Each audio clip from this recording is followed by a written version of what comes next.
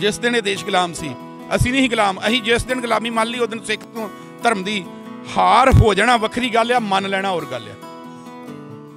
जिस दिन असीं ये मान ली उस दिन सिख धर्म खत्म हो जाऊगा। लोकी रहे ने विच झनां तरदे ते असीं लहू च लाइयां तारियां ने। साडे सिदक नूं परखिया रंबियां ने ते साडे इश्क नूं परखिया आरियां ने। सानू एवें नहीं लोकी सरदार कहिंदे, सिर दे के लईयां सरदारियां ने। औरत का सत्कार असीं तां करदे आ भी औरत जिहड़ी आ वो बेहद जिहड़ी आ इबादत करे ते फिर इहो ਜਿਹੇ शेर जमदे आ। तुरियां फिरदियां ਜਿਹੜੀਆਂ वेंदियां ड्रामे वेंदियां इन्हां दे पेटों शेर नहीं जमदे।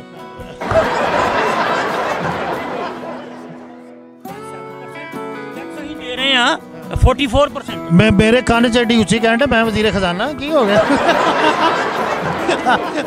बड़ा चंगा लगदा जनाब आखियां ते मूँह भर जांदा ए नवाब आखियां।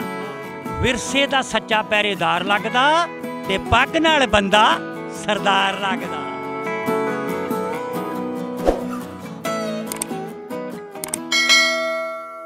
अस्सलामुअलैकुम तो जी आया मैं थोड़ा अपना मेज़बान बिल्लू घुमन। तो तुसी वेख रहे हो पंजाबी लहर ते मेरे आले दुआले मेरे सरदार बुजुर्ग बैठे ने, इन्हां नाल तारुफ करांगे और बहुत ही सिर कड़वें नॉलेज वाले बुजुर्ग बैठे ने।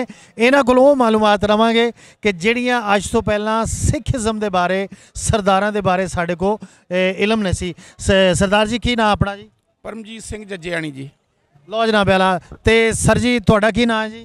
मेरा नाम बलवंतर सिंह पखोके आ। पर एक मैं गल करां तुहाडे नाल कि तुसीं साडे धौले वेख के सानूं बजुर्ग कहिंदे हो। ये धौले नहीं, चिन्ह बुढ़ापे दा इहदा दिल दे नाल ताल्लुक है। इस उमरे भजन भी हो सकदा ते प्यार भी कीता जा सकदा।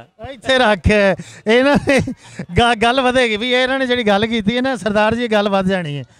दिन तुहाडे कोल एक है गल वध जानी नहीं, मैं नहीं वधाउणा इधर 3-4 साल पर मेरी सोच हो रही। लो जनाब इधर गोडियां की हालत हो रहा है, इधर गोडियां की हालत हो रहा है। अच्छा लो जनाब। अच्छा मज़ेदारी गल है नाजरीन, अज तो पहला मैनू कम से कम मैनू नहीं सी पता कि सरदारां दे विच फैमिली प्लैनिंग हुंदी है और उसका लॉजिक की है। तो मैं अपने इस सरदार बजुर्ग को पूछांगा कि सर ये फैमिली का जो लॉजिक है प्लैनिंग का ये जरा थोड़ा जिहा साडे नाजरीन नाल शेयर करो। साडा सिख धर्म चलिया जी 1469 ईस्वी तो, ऐसे धरती तो, ऐसे जगह तो, दुनिया चों ऐसे जगह तो साडा जिहड़ा बूटा लगा वो इत्थों लगा, इत्थों लगा। साडा 20 रुपइयां दा जिहड़ा लंगर लगा वो उत्थों लगा फरूकाबाद तो, और वो चल रहा दुनिया च अटुट चल रहा वा, वो मुकदा ही नहीं गा। दूसरी गल जिहड़ी आ जिहड़ा खालसे दा साजना दिवस आ ना वो 1699 च। साडी जिहड़ी टोटल उम्र होई आ ना सिख धर्म की, खालसा पंथ की, सिख धर्म की नहीं, खालसा पंथ की उम्र हुई है 230 साल। यानी कि सब तो लेटेस्ट और जदीद जिहड़ा मजहब है इस वेले दुनिया ते वो सिखिज़म है। सिखिज़म है। अच्छा मैं तुहाडे कोल सवाल वो पूछा सी कि फैमिली प्लैनिंग के हवाले ना मैनूं पता लगा है कि जिहड़े तुसीं हो सरदार लोग एक बच्चे या हद 2 बच्चे प्रोड्यूस करदे हो, इहदे पिछे फलसफा की और एक गल सच हैगी? इहदे पिछे साडा इतिहास ये आ भी जदों साडी गिनती नहीं उदों साडा दुनिया ते राज सी ते दुनिया डरदी सी। एक गल तुसीं बड़ी वड्डी कीती कि जदों तुहाडी गिनती नहीं सी उदों तुहाडा दुनिया ते राज सी। थोड़ा जिहा इहदे बारे तारीखी पंजबंद थोड़ा जिहा। इंडिया दे विच जिन्ने भी धाड़वी आए जदों तुसीं ते असीं इकट्ठे ही उन्हां दा मुकाबला कीता 1000 साल च ते सिर्फ सिखिज़म ने कीता और गरीला युद्ध दे विच कीता। और वो लड़दे ही साडा सारा इतिहास पढ़ लो 230 सालां दा। सारा गढ़ी च लड़े 21 जाने, तरनताਰਨ लड़े जी नूर दी सरां 2 जाने हैं, 10 लाख फौज नाल लड़े 40 जाने, 1.25 लाख से एक लड़ाऊं। 1984 च लड़े 150 बंदा पूरी भारतीय फौज नाल। 1984 सिर्फ 150 बंदा पूरी भारतीय फौज। बिल्कुल ठीक है। और ये तत्थ ने कि वो जो मर्जी कह दे गौरमेंट भी उत्थे हज़ारां बंदे हथियार चुकी फिरदे जी। जेड़े 1984 च दरबार साहब फौज दे नाल लड़े ने और गुरमर्यादा दे लई जूझे ने पूरे, वो 150 सिंह सी। क्या बात है। अच्छा वो फैमिली 150 बंदा सी, इन्हां दी गल बिल्कुल सही आ। पर जिहड़ी होम मंत्रालय दी, गृह मंत्रालय दी जिहड़ा होम डिपार्टमेंट हुंदा वा ਉਹਦੀ ਜਿਹੜੀ ਰਿਪੋर्ट है सिर्फ 39 बंदे और ਉਹਦੇ ਵਿੱਚ ਲਿਖਿਆ ਵਾ ਵੀ ਲਾਸ਼ਾਂ ਜਿਹੜੀਆਂ ਵਾ ਉਹ 36 ਮਿਲੀਆਂ ਵਾ, 3 नहीं मिलियां। 3 ही मिलियां और उन्होंने ट्रक भर इंडियन आर्मी दे भेजे आ आगी मुढ़ी कर करके। ये मैनू इत्थे कोई डर नहीं गा, मैनू अपनी कौम ज़्यादा प्यारी आ। ट्रक भर खलाए उन्होंने और ये साडे संत जरनैल सिंह ने गल आखी, आओ तो सही वेखी ढेरियां किस तरह लाउना मैं, जिस तरह कमाद वड्डी दा वा इस तरह लाइयां ढेरियां, इस तरह ढेरियां लाला खलाए आ। हाँ ਤੇ ਅੱਛਾ ਹੁਣ ਉਹਦੇ ਪਿੱਛੇ ਜਿਹੜਾ ਤੁਸੀਂ ਗੱਲ ਕਰ ਰਹੇ ਸੀ ਫੈਮਿਲੀ ਪਲੈਨਿੰਗ ਦੀ ਕਿ 2 ਬੱਚੇ ਜਾਂ 1 ਬੱਚਾ, ਇਹਦੇ ਪਿੱਛੇ ਲੌਜਿਕ ਤੁਸੀਂ ਦੱਸਣ ਲੱਗੇ ਸੀ। ਲੌਜਿਕ ਜਦੋਂ ਨਾ ਝੋਨੇ ਦੇ ਵਿੱਚ ਡੀਲਾ ਵੱਜ ਜਾਂਦਾ ਨਾ ਤੇ ਝੋਨਾ ਫਿਰ ਦਿਖਣੋਂ ਹਟ ਜਾਂਦਾ ਵਾ, ਸਮਾਂਕ ਵੱਜ ਜਾਂਦਾ ਉਹ ਤਾਂ ਚੜ ਜਾਂਦਾ ਤੇ ਉਹ ਦਿਖਣੋਂ ਹਟ ਜਾਂਦਾ ਵਾ। ਹੁਣ ਸਾਡਾ ਉਹ ਆ ਲਿਆ, ਸਾਡੇ ਗੰਦ ਭਰਿਆ ਪਿਆ ਵਾ। ਸਾਡਾ ਇੱਕੋ ਇੱਕ ਨਿਆਣਾ ਵਾ, ਸਾਡਾ ਇੱਕੋ ਇੱਕ ਬੱਚਾ ਵਾ, ਪਰ ਉਹਦੇ 'ਚ ਕੁਆਲਿਟੀ ਆ। ਜਦੋਂ 10ਵੇਂ ਪਾਤਸ਼ਾਹ ਨੇ ਅਸੀਂ ਸਾਜਨਾ ਦਿਵਸ 'ਤੇ ਇੱਥੇ ਆਏ ਹਾਂ, ਸਾਜਨਾ ਦਿਵਸ 'ਤੇ ਆਏ ਹਾਂ ਔਰ ਇਹ ਜਿਹੜਾ ਸਾਡਾ ਜਦੋਂ ਸਾਡਾ ਸ਼ੁਰੂਆਤ ਹੋਈ ਸੀ ਨਾ, ਹਰ ਧਰਮ ਜਿਹੜਾ ਵਾ ਨਾ ਉਹ ਮਤਲਬ ਉਹਦਾ ਸਤਿਕਾਰ ਕਰਨਾ ਸਾਡਾ ਫਰਜ਼ ਆ, ਕਿਉਂਕਿ 550 ਸਾਲ ਤੋਂ ਪਹਿਲਾਂ ਸਿੱਖ ਹੈ ਨਹੀਂ ਸੀ, ਪਰ ਸਾਡੇ ਬਜ਼ੁਰਗ ਹੈਗੇ ਸੀ। 1450 ਸਾਲ ਪਹਿਲਾਂ ਇਸਲਾਮ ਹੈ ਨਹੀਂ ਸੀ, ਪਰ ਉਸ ਤੋਂ ਪਹਿਲਾਂ ਤੁਹਾਡੀ ਨਸਲ ਹੈਗੀ ਸੀ, ਉੱਥੋਂ ਹੀ ਤੁਸੀਂ ਆਏ ਜੇ। 1700-1800 ਸਾਲ ਪਹਿਲਾਂ ਪਾਰਸੀ ਹੈ ਨਹੀਂ ਸੀ, ਉਸ ਤੋਂ ਪਹਿਲਾਂ ਵੀ ਉਹਨਾਂ ਦੇ ਬਜ਼ੁਰਗ ਹੈਗੇ ਸੀ। 2021 ਸਾਲ ਪਹਿਲਾਂ ਕ੍ਰਿਸਚਨ ਹੈ ਨਹੀਂ, ਪਰ ਫਿਰ ਵੀ ਉਹਨਾਂ ਦੀ ਨਸਲ ਹੈਗੀ ਸੀ। 2500 ਸਾਲ ਪਹਿਲਾਂ ਬੌਧ ਮਤ ਜੈਨ ਮਤ ਹੈ ਨਹੀਂ ਸੀ, ਫਿਰ ਵੀ ਨਸਲ ਹੈਗੀ ਸੀ। ਇਹਦਾ ਮਤਲਬ ਵੀ ਸਾਨੂੰ ਹਰ ਇੱਕ ਸਾਡੀ ਪੀੜ੍ਹੀ ਦਰ ਪੀੜ੍ਹੀ 'ਤੇ ਤੁਰੇ ਆਉਂਦੇ ਨਾ ਅਸੀਂ ਕਰੋੜਾਂ ਸਾਲਾਂ ਤੋਂ। ਇਸ ਕਰਕੇ ਹੁਣ ਜਿਹੜੇ ਸਾਡੇ ਬਜ਼ੁਰਗ ਜੇ ਉਹ ਪਹਿਲਾਂ 550 ਸਾਲ ਪਹਿਲਾਂ ਜਾਂ ਉਹ ਹਿੰਦੂ ਸੀ ਜਾਂ ਉਹ ਮੁਸਲਿਮ ਸੀ ਜਾਂ ਉਹ ਕ੍ਰਿਸਚਨ ਸੀ, ਤੇ ਅੱਜ ਉਹ ਅਸੀਂ ਉਹਨਾਂ ਨੂੰ ਕਹੀਏ ਉਹ ਗਲਤ ਸੀ। ਜੇ ਉਹ ਗਲਤ ਸੀ ਤਾਂ ਫਿਰ ਅੱਜ ਸਾਡੀ ਹੋਂਦ ਹੀ ਨਾ ਹੁੰਦੀ। 1699 ਦੇ ਵਿੱਚ ਸਾਡੇ ਗੁਰੂ ਨੇ 10ਵੇਂ ਪਾਤਸ਼ਾਹ ਨੇ ਸਾਡੇ ਤੁਹਾਡੇ ਰੁੱਕਾ ਕਹਿੰਦੇ ਆ ਜਾਂ ਪੈਗਾਮ ਕਹਿੰਦੇ ਆ, ਸਾਡੇ ਹੁਕਮਨਾਮਾ ਕਹਿੰਦੇ ਆ। ਹੁਕਮਨਾਮਾ ਉਹ ਦੇ ਸਕਦਾ, ਹੁਕਮ ਮਤਲਬ ਹੁਕਮਨਾਮਾ ਉਹ ਦੇ ਸਕਦਾ ਵਾ ਜਾਂ ਤੇ ਕੋਈ ਬਾਦਸ਼ਾਹ ਹੋਵੇ ਤੇ ਜਾਂ ਦਰਵੇਸ਼ ਹੋਵੇ। ਤੇ ਸਾਡਾ ਜਿਹੜਾ ਸੀ ਉਹ ਬਾਦਸ਼ਾਹ ਵੀ ਸੀ ਤੇ ਦਰਵੇਸ਼ ਵੀ ਸੀ, ਉਹ ਸੰਤ ਵੀ ਸੀ ਤੇ ਸਿਪਾਹੀ ਵੀ ਸੀ। ਉਹਨੇ ਹੁਕਮਨਾਮਾ ਭੇਜਿਆ ਤੇ 80,000 ਦਾ ਇਕੱਠ ਹੋਇਆ ਉੱਥੇ। ਧਿਆਨ ਨਾਲ ਹੁਣ ਸੁਣ ਲਿਓ ਗੱਲ, 80,000 ਦਾ ਇਕੱਠ ਹੋਇਆ ਉੱਥੇ। 80,000 ਚੋਂ ਜਦੋਂ ਉਹਨੇ ਸਿਰ ਵੱਢ ਲਿਆ ਭਾਈ ਦਇਆ ਰਾਮ ਦਾ, ਉਹ ਲਾਹੌਰ ਤੋਂ ਗਿਆ ਸੀ। ਇਹ ਕਰਕੇ ਸਾਨੂੰ ਇਹ ਧਰਤੀ ਵੀ ਬੜੀ ਪਿਆਰੀ ਆ। ਉਹ ਲਾਹੌਰ ਦੇ ਰਹਿਣ ਵਾਲੇ ਸੀ। ਜਦੋਂ ਉਹਦਾ ਸਿਰ ਵੱਢ ਕੇ ਰੱਖ ਲਿਆ, ਫਿਰ ਇੱਕ ਹੋਰ ਮੰਗ ਲਿਆ। ਫਿਰ ਜਿਹੜੇ ਵਿਚਾਰੇ ਝੋਲੀ ਚੁੱਕ ਸੀ ਨਾ, ਉਹ ਦੁੜਕੀਆਂ ਮਾਰ ਗਏ, ਭੱਜ ਗਏ ਉੱਥੋਂ। ਉਹ ਕਈਆਂ ਨੇ ਮਾਤਾ ਜੀ ਨੂੰ ਜਾ ਕੇ, ਮਾਤਾ ਗੁਜਰ ਕੌਰ ਜੀ ਜਿਹੜੇ ਨੇ ਸਾਡੇ ਦਾਦੀ ਜੀ 10ਵੇਂ ਪਾਤਸ਼ਾਹ ਦੇ ਮਾਤਾ ਜੀ, ਉਹਨਾਂ ਨੂੰ ਕਿਹਾ ਵੀ ਉਹਨੂੰ ਕੀ ਹੋ ਗਿਆ, ਸਿਰ ਵੱਢ ਵੱਢ ਰੱਖੀ ਜਾਂਦਾ ਉਹ। ਜਦੋਂ ਉਹਨੇ 5 ਵੱਢ ਲਏ ਨਾ, 5 ਵੱਢ ਕੇ ਤੇ ਰੱਖ ਲਏ, ਤੇ ਉੱਥੇ ਰਹਿ ਗਿਆ 4-5 ਹਜ਼ਾਰ ਬੰਦਾ। ਕੁਛ ਜਿਹੜੇ ਉਹ ਬੂਝਿਆਂ ਵਾਲੇ ਕਣਕਾਂ ਵਾਲੇ, ਕੁਛ ਬੂਝਿਆਂ ਵਾਲੇ ਦਰਖਤਾਂ ਵਾਲੇ ਲੁਕੇ ਸੀ। ਜਦੋਂ ਉਹਨੇ ਅੰਮ੍ਰਿਤ ਤਿਆਰ ਕੀਤਾ ਬੇਹਯਾਤ, ਜਿਹਦਾ ਅਸੀਂ ਅੱਜ ਆ ਸਜਾਈ ਆ, ਕਿਰਪਾਨ ਸਜਾਈ ਆ, ਅੰਮ੍ਰਿਤ ਛਕਿਆ, ਇਹਦੇ ਨਾਲ ਤਾਲੁਕ ਆ। ਜਦੋਂ ਉਹਨੇ ਉਹ ਅੰਮ੍ਰਿਤ ਤਿਆਰ ਕਰ ਲਿਆ ਨਾ, ਤੇ ਫਿਰ ਸਿਰ ਬਦਲੇ। ਸਾਨੂੰ ਪਿਉਂਦ ਨਾਲ ਧਰਮ ਸਾਡਾ ਬਣਿਆ। ਜਿਸ ਤਰ੍ਹਾਂ ਪੇਂਦ ਲੱਗੀ ਆ ਸਾਡੀ, ਦੂਜੇ ਧਰਮਾਂ ਵਾਂਗੂ ਨਹੀਂ, ਸਾਡੀ ਪੇਂਦ ਲੱਗੀ ਆ। ਭਾਈ ਦਇਆ ਰਾਮ ਦਾ ਸਿਰ ਰੱਖਿਆ ਭਾਈ ਮੋਹਕਮ ਸਿੰਘ ਤੇ, ਭਾਈ ਮੋਹਕਮ ਸਿੰਘ ਦਾ ਰੱਖਿਆ ਭਾਈ ਸਾਹਿਬ ਸਿੰਘ ਤੇ, ਉਹਨਾਂ ਦਾ ਰੱਖਿਆ ਭਾਈ ਹਿੰਮਤ ਸਿੰਘ ਤੇ। ਉਹ ਸਾਡੀ ਪਿਉਂਦ ਲਾਤੀ ਤੇ ਜਾਤ ਪਾਤ ਖਤਮ ਕਰਤੀ। ਇਸ ਕਰਕੇ ਅਸੀਂ ਜਾਤ ਪਾਤ ਨਾਲ ਨਫ਼ਰਤ ਨਹੀਂ ਕਰਦੇ। ਯਾਨੀ ਕਿ ਹਿੰਦੂ ਧਰਮ ਵਿੱਚ ਜਾਤ ਪਾਤ ਦਾ ਕੋਈ ਕਨਸੈਪਟ ਨਹੀਂ ਹੈਗਾ। ਸੌਰੀ, ਸਿੱਖ ਧਰਮ ਦੇ ਵਿੱਚ ਕੋਈ ਕਨਸੈਪਟ ਨਹੀਂ ਹੈਗਾ। ਫਿਰ ਉਹ ਇੱਕੋ ਬਾਟਾ ਤਿਆਰ ਕੀਤਾ ਤੇ ਇੱਕੋ ਤੋਂ ਉਹਨੂੰ ਪਿਆਇਆ ਸਾਰਿਆਂ ਨੂੰ। ਜਦੋਂ ਉਹ ਪਿਉਂਦ ਲਾ ਕੇ ਤਿਆਰ ਕਰਤਾ ਨਾ, ਤੇ ਫਿਰ ਉਹ ਥੋੜ੍ਹੇ ਜਿਹੇ ਹੋਰ ਆ ਗਏ, ਜਿਹੜੇ ਉਹ ਲੁਕੇ ਸੀ ਨਾ ਪਿੱਛੇ, ਉਹ ਆ ਗਏ। ਉੱਥੇ 20,000 ਦੀ ਗਿਣਤੀ ਹੋ ਗਈ, 60,000 ਦੀਆਂ ਦੇ ਜੁੱਤੀਆਂ ਵੀ ਰਹਿ ਗਈਆਂ, ਉਹ ਦੌੜ ਗਏ। ਅੱਛਾ, 60,000 ਦੀਆਂ ਜੁੱਤੀਆਂ ਵੀ ਰਹਿ ਗਈਆਂ, ਉਹ ਦੌੜ ਗਏ ਜਦੋਂ ਸਿਰ ਲੱਥਣੇ ਸ਼ੁਰੂ ਹੋਏ। ਜਿਹੜੇ 20,000 ਨੇ ਅੰਮ੍ਰਿਤ ਛਕਿਆ, ਉਹ ਚੋਂ ਕੋਈ 10-12,000 ਭਿਅੰਗਮ ਸੀ, ਜਿਨ੍ਹਾਂ ਸ਼ਾਦੀ ਨਹੀਂ ਸੀ ਕੀਤੀ। ਉਹ ਜਿਹੜੀ 8-10,000 ਦੀ ਔਲਾਦ ਆ ਨਾ, ਉਹ ਸਿੱਖ ਚਾਹੀਦੇ ਮੈਨੂੰ। ਯਾਨੀ ਕਿ ਤੁਸੀਂ ਤੇ ਕਹਿੰਦੇ ਹੋ ਵੀ ਇਹ ਪਿਓਰ 골ਡ 24 ਕੈਰਟ ਦਾ ਹੈ, 4 ਕੈਰਟ ਉਹ ਚਾਹੀਦਾ। ਬਿਲਕੁਲ ਜੀ, ਮਿਲਾਵਟ ਵਾਲਾ ਨਹੀਂ। ਬਿਲਕੁਲ ਜੀ। ਬਾਕੀ ਜਿਹੜੀ ਕੁਆਲਿਟੀ ਦੀ ਗੱਲ ਕੀਤੀ ਹੈ ਜੀ, ਵੇਖੋ ਕੁਆਂਟੀਟੀ ਨਾਲੋਂ ਕੁਆਲਿਟੀ ਜਿਹੜੀ ਆ ਬੈਸਟ ਆ। ਬਾਕੀ ਜਿਹੜੀ ਗੱਲ ਕੀਤੀ ਸੀ ਤੁਸੀਂ ਕਰ ਰਹੇ ਸੀ ਕਿ ਜਿਹੜੀ ਫੈਮਿਲੀ ਪਲੈਨਿੰਗ ਆ ਸਿੱਖਾਂ ਨੇ ਉਹ ਕਿੱਦਾਂ ਕੀਤੀ, ਉਹ ਤੁਹਾਡੇ ਲਈ ਭਰਾਵਾ ਇੱਕ ਬੜੀ ਵਧੀਆ ਓਪਰਚੁਨਿਟੀ ਆ। ਭਾਈ 5-7-10 ਸਾਲ ਇੱਕ ਬੀਵੀ ਕੋਲੋਂ 2-4 ਬੱਚੇ ਲੈ ਲਓ, ਮੁੜ ਕੇ ਦੂਜੀ ਨਾ ਕਰਾ ਲਓ ਵਿਆਹ, ਫਿਰ ਤੀਜੀ ਨਾ ਕਰਾ ਲਓ, 4 ਤੁਹਾਨੂੰ ਅਥਰਾਈਜ਼ਡ ਹੈ ਸ਼ਾਇਦ। ਹਾਂਜੀ, ਸਾਨੂੰ ਇਹ ਹੁੰਦਾ ਵੀ 1 ਜਾਂ 2 ਬੱਚੇ ਪੈਦਾ ਕਰੋ ਤੇ ਇੱਕੋ ਨੂੰ ਮੇਨਟੇਨ ਰੱਖੋ 60-70 ਸਾਲ ਤੱਕ।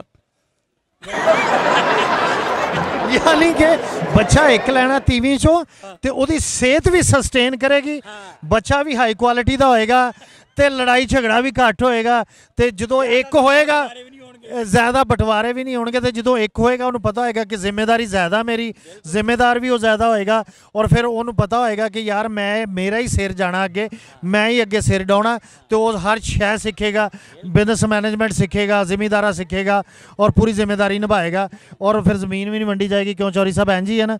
मेरा विचार इन्होंने वखरा। अच्छा तुहाडा विचार बिल्कुल तुसीं दिओ दिओ विचार केड़ा ਜਿਹੜਾ ਸਾਡੇ ਗੁਰੂ ਨੇ ਇਸੇ ਗੁਰੂ ਨੇ ਆਖਿਆ, ਮਤਲਬ ਜਿਹੜੀ ਔਰਤ ਜਾਤਿਆਂ ਨੂੰ ਉਹਦੀ ਇੰਨੀ ਜ਼ਿਆਦਾ ਇੱਜ਼ਤ ਕਰੋ ਵੀ ਜਿਹੜੇ ਰਾਜੇ ਜੰਮਦੀ ਸੂਰਮੇ ਜੰਮਦੀ, ਉਹ ਰਾਜੇ ਸੂਰਮੇ ਜੰਮਦੀ ਆ, ਉਹਦੀ ਇੰਨੀ ਜ਼ਿਆਦਾ ਇੱਜ਼ਤ ਕਰੋ। ਔਰ ਔਰਤ ਜਾਤ ਜਿਹੜੀ ਆ ਨਾ, ਮਤਲਬ ਮੇਰਾ ਇੰਨਾ ਸਤਿਕਾਰ ਆ, ਸਾਡੇ ਜਿਹੜੇ ਗੁਰੂ ਆ ਉਹ ਇਹਨਾਂ ਦੇ ਰਾਹੀਂ ਇੱਥੇ ਆਏ, ਇਸ ਧਰਤੀ ਤੇ ਆਏ, ਅਕਾਲ ਪੁਰਖ ਆਇਆ ਸਾਡਾ ਇਸੇ ਰਾਹੀਂ। ਇਸ ਕਰਕੇ ਮੈਂ ਉਹਨਾਂ ਨੂੰ ਮਤਲਬ ਬਹੁਤ ਜ਼ਿਆਦਾ ਸਤਿਕਾਰ ਦਿੰਦਾ, ਉਹ ਭਾਵੇਂ ਕਿਸੇ ਵੀ ਤਰ੍ਹਾਂ ਦੀ ਹੋਵੇ। ਯਾਰ ਮੈਂ ਗੱਲ ਤੁਸੀਂ ਬਹੁਤ ਵੱਡੀ ਕਰ ਦਿੱਤੀ।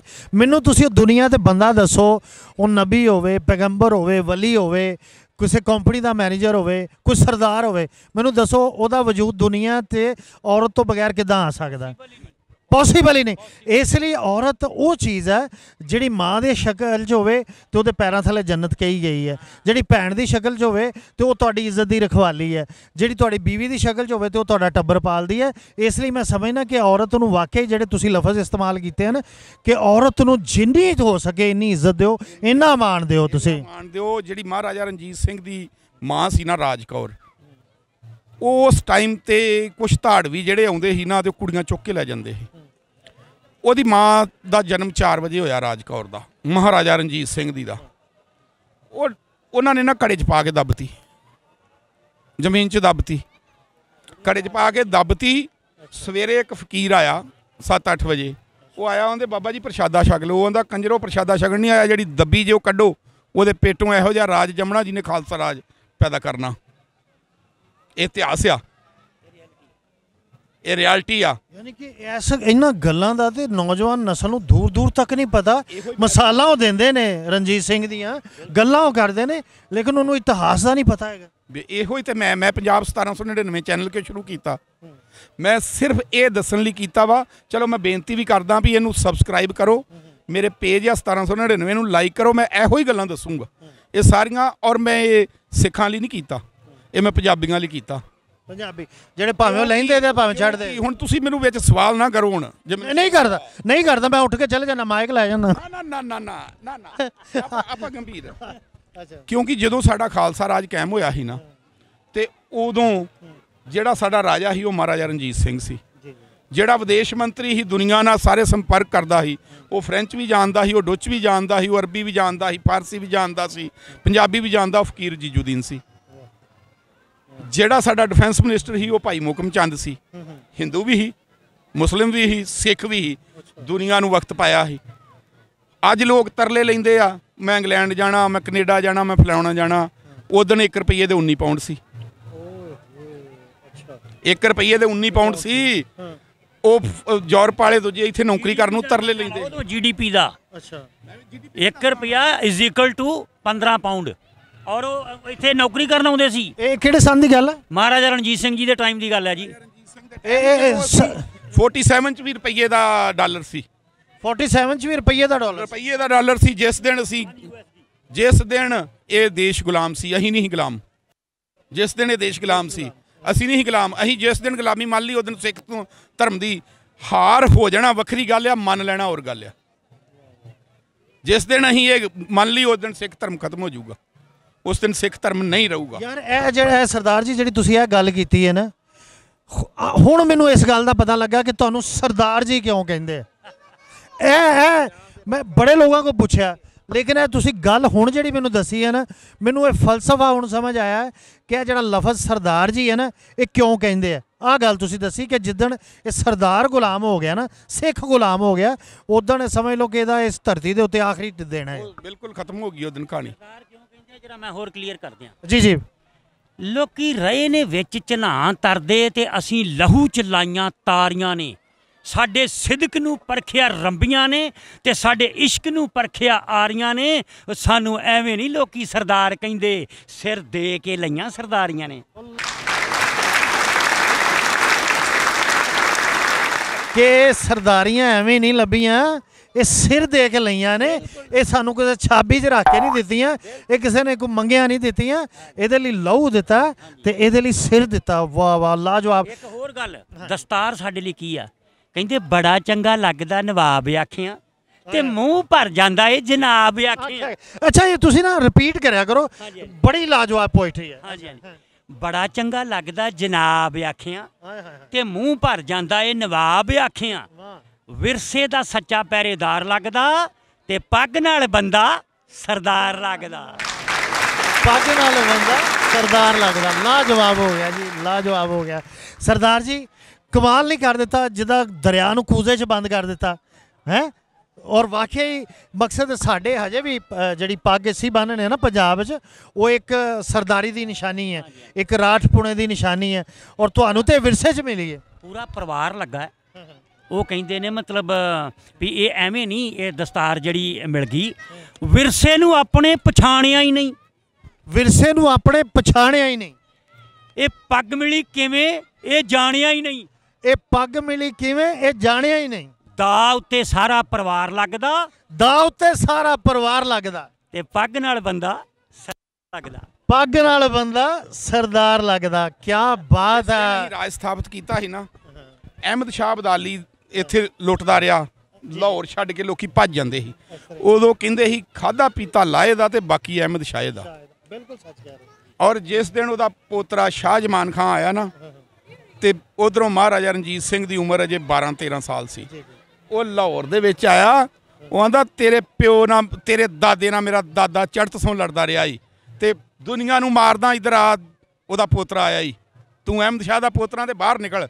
ਤੇ ਕੱਲੇ ਨਾਲ ਕੱਲਾ ਵੇਖ ਲਾ, ਮੈਂ 12 ਸਾਲਾਂ ਦਾ ਹੀ ਕੱਲੇ ਨਾਲ ਕੱਲਾ ਵੇਖ ਲਾ, ਤੇ ਅੰਦਰੋਂ ਬਾਹਰ ਨਹੀਂ ਨਿਕਲਿਆ। ਤੇ ਸਾਰਿਆਂ ਇਕੱਠਿਆਂ ਹੋ ਕੇ ਇੱਥੋਂ ਮੁਸਲਮਾਨਾਂ ਨੇ, ਹਿੰਦੂਆਂ ਨੇ, ਦੇ ਸਿੱਖਾਂ ਨੇ, ਉਹ ਆਂਦੇ ਇੱਥੇ ਝੰਡਾ ਚੜਾ ਤੇ ਸਾਨੂੰ ਉਹਦੇ ਕੋਲ ਬਚਾ। ਇਸ ਤਰ੍ਹਾਂ ਝੰਡਾ ਲਿਆ ਅਸੀਂ। ਔਰ ਹਰੀ ਸਿੰਘ ਨਲੂਏ ਨੇ 12 ਸਾਲਾਂ ਦੇ ਨੇ, ਕਿਰਪਾਨ ਕੱਢਣ ਦਾ ਟਾਈਮ ਨਹੀਂ ਲੱਗਾ ਤੇ ਸ਼ੇਰ ਪੈ ਗਿਆ ਤੇ ਚਬਾੜਾ ਪਾਲ ਕੇ ਤੇ ਪਰਾਂ ਸੁੱਟਿਆ, ਤੇ ਫਿਰ ਕਿਰਪਾਨ ਕੱਢ ਲੱਕ 'ਚੋਂ ਵੱਢਿਆ ਉਹਨੇ। ਆ ਜੇ ਇੱਥੋਂ ਜਨਮ ਗੁਜਰਾਂ ਵਾਲੇ ਦਾ ਉਹਦਾ। ਯਾਨੀ ਕਿ ਹੁਣ ਇਹ ਉਹ ਗੱਲ ਹੈ ਕਿ ਜਿਹੜੀ ਸਾਡੇ ਦੂਰ ਦੂਰ ਤੱਕ ਨਹੀਂ ਪਤਾ, ਯਾਨੀ ਕਿ ਕਿਸੇ ਨੂੰ ਪਤਾ ਹੀ ਨਹੀਂ ਕਿ ਯਾਨੀ ਕਿ ਇਹ ਬਹਾਦਰੀ ਦਾ ਲੈਵਲ ਹੈ ਤੁਹਾਡਾ, ਤੁਹਾਡੀ ਮਕਸਦ ਜੱਦ 'ਚ, ਤੁਹਾਡੀ ਨਸਲ ਵਿੱਚ ਇਹ ਲੈਵਲ ਹੈ ਬਹਾਦਰੀ ਦਾ। ਜਿਸ ਦਿਨ ਸਾਡਾ ਭਾਈ ਜੋਰਾਵਰ ਸਿੰਘ ਤਿੱਬਤ ਦੇ ਵਿੱਚ ਟਕਲਾਕੋਟ ਦੇ ਵਿੱਚ ਲੜਿਆ, -45 ਡਿਗਰੀ ਟੈਂਪਰੇਚਰ ਸੀ, ਔਰ ਉੱਥੇ ਉਹ ਲੜਿਆ, 10,000 ਫੌਜ ਜਿਹੜੀ ਬਰਫ਼ ਦੇ ਤੋਦਿਆਂ ਥੱਲੇ ਡਿੱਗ ਕੇ ਮਰ ਗਈ। ਉਹ ਲੜਿਆ, ਉਹਨੂੰ ਦੂਰਾ ਹਵਾਈ ਵਰਸ਼ਾ ਮਾਰਿਆ, ਨੇਜਾ ਉਹਦੇ ਲੱਕ 'ਚੋਂ ਲੰਘ ਗਿਆ, ਕੁਛ ਗੋਲੀਆਂ ਵੱਜੀਆਂ ਸੀ। ਜਦੋਂ ਉਹ ਧਰਤੀ 'ਤੇ ਡਿੱਗਾ ਤੇ ਉਹ ਆਪੇ ਕਬੀਲੇ ਲੜ ਪਏ ਵੀ ਇਹਦੀ ਲਾਸ਼ ਅਸੀਂ ਲੈ ਕੇ ਜਾਣੀ ਆ। ਉਹ ਆਂਦੇ ਨਹੀਂ ਅਸੀਂ ਲੈਣੀ ਆ। ਉਹ ਦੋਵੇਂ ਲੜੇ, ਫਿਰ ਉਹਨਾਂ ਦਾ ਰਾਜੀਨਾਮਾ ਕਰਾਇਆ। ਉਸ ਟਾਈਮ 1839 ਤੋਂ ਪਹਿਲਾਂ ਦੀ ਗੱਲ ਆ, ਉਹਦਾ ਇੱਕ ਵਾਲ ਜਿਹੜਾ 3.5 ਕਰੋੜ ਵਾਲ ਹੁੰਦੇ ਸਰੀਰ ਤੇ, ਇੱਕ ਵਾਲ 12 ਰੁਪਈਆਂ ਦਾ ਵਿਕਿਆ ਔਰ 250 ਰੁਪਈਏ ਕਿਲੋ ਦਾ ਮਾਸ ਵਿਕਿਆ। ਤੋੜ ਕੇ ਉਹਨਾਂ ਵੇਚਿਆ। ਉਹ ਲੋਕ ਜਿਹੜੇ ਆ ਉਹ ਸ਼ੇਰ ਦਾ ਮਾਸ ਸਕਾ ਕੇ ਤੇ ਜਿਹੜੀ ਗਰਭਵਤੀ ਔਰਤ ਹੁੰਦੀ ਉਹਦੇ ਡੌਲੇ ਨਾਲ ਪਾਉਂਦੇ ਆ ਵੀ ਸਾਡਾ ਪੁੱਤ ਸ਼ੇਰ ਵਰਗਾ ਹੋਵੇ। ਫਿਰ ਉਹਨਾਂ ਨੇ ਕਿਹਾ ਵੀ ਸ਼ੇਰ ਤੋਂ ਜ਼ਿਆਦਾ ਬਹਾਦਰ ਆ। ਉਹਦਾ ਇਹਨਾਂ ਨਾਲ ਮਾਸ ਲੋਕਾਂ ਨੇ ਘਰ ਵੇਚ ਕੇ ਲੈ ਲਿਆ। ਜਦੋਂ ਉਹਦੀ ਇੱਕ ਬਾਂਹ ਰਹਿ ਗਈ, ਉਹ ਕਹਿੰਦੇ ਵੀ ਇਹਦੀ ਨਸਲ ਖਤਮ ਹੋ ਜਾਊਗੀ ਤੇ ਇਸ ਤਰ੍ਹਾਂ ਕਰੀਏ ਵੀ ਇਹਦੀ ਇੱਥੇ ਕਬਰ ਬਣਾ ਦਈਏ। ਉਹਦੀ ਬਾਂਹ ਦੱਬੀ ਆ। ਹੁਣ ਗਰਭਵਤੀ ਔਰਤਾਂ ਉੱਥੇ ਜਾ ਕੇ ਤੇ ਸਵਾ ਮਹੀਨਾ ਸੇਵਾ ਕਰਦੀਆਂ ਵੀ ਸਾਡਾ ਪੁੱਤ ਇਹੋ ਜਿਹਾ ਜੰਮੇ।